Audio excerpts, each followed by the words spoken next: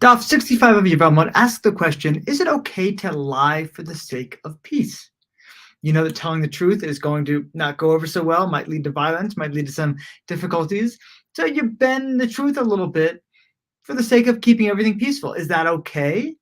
Well, the Gemara actually cites 3 different examples from the Bible where such a thing actually happens. So one of them is with Joseph and his brothers. So after Jacob passes away, the brothers come to Joseph and they say to him, Dad said when he dies, you should forgive us. Now, Dad hadn't said to forgive them. If Dad wanted Joseph to forgive them, Dad would have told Joseph. It wouldn't have told the brothers, hey, go tell your brother that, he should forgive you for selling him into slavery. What's really going on here is that the brothers are terrified. All they have to do is go back to their uncle Esau, who had said, just wait till Dad. At that point, the dad was Yitzhak, Isaac. Wait till he dies, and then I will kill you, Jacob, in order to, have my revenge. So there's a precedent for a brother wanting to wait till the father is dead for getting revenge.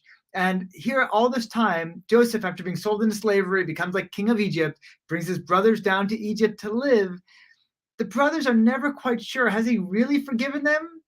Or is he just being nice because he doesn't want to hurt our dad? And the minute Dad dies, the brothers say, oh no, we're ready to be slaves to you. But by the way, Dad said you should forgive us. So they're lying to them. They're saying they're willing to be lying to Joseph, saying they're willing to be his slaves. And Joseph starts crying. He's like, this whole time I've been sincere. I told you I forgave you. I told you it was all God's plan and you never believed me. This is what I get after all I've done for you. So that one kind of ends a little on the sad side. But here they're lying to save their skins. Now, second instance, we see that God is unhappy with King Shaul and tells Shmuel, the prophet, to go anoint David as the next king. Now, Shmuel is scared at this point because, there is a king who doesn't want another king coming to take his place. And he's concerned, well, if it's known that I'm going to anoint another king in your stead, then, you, Shaul, might come and try to kill me because of what I'm doing. So God's like, oh no, here's what you're going to do. You're going to go and you're going to act like you're going, like you're bringing an offering and you're calling a whole bunch of people to a feast for a celebration for the offering. That will be like a really good story so that it won't look like you're going to anoint the king. But it's kind of funny that God isn't saying, hey, don't worry, I've got your back. I'm commanding you. I'm not going to let anyone harm you.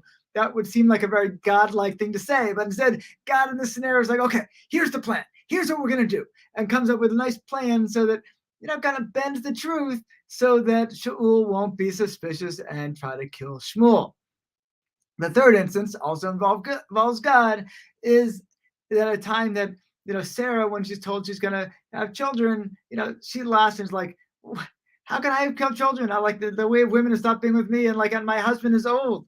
And when later God's saying to Abraham that Sarah doesn't believe she's going to have children, God leaves out that statement about Sarah saying, and my husband is old, that, she didn't believe that she could have kids, but she leaves out the fact that she didn't believe that Abraham could have kids when God reports that to Abraham. So God's, telling a half-truth here to Abraham because he doesn't want to create divisiveness, he doesn't want to create, any difficulties between Abraham and Sarah. So these are all examples when we see some of them actually involving God, that bending the truth for the sake of peace can be something that is okay to do in certain circumstances.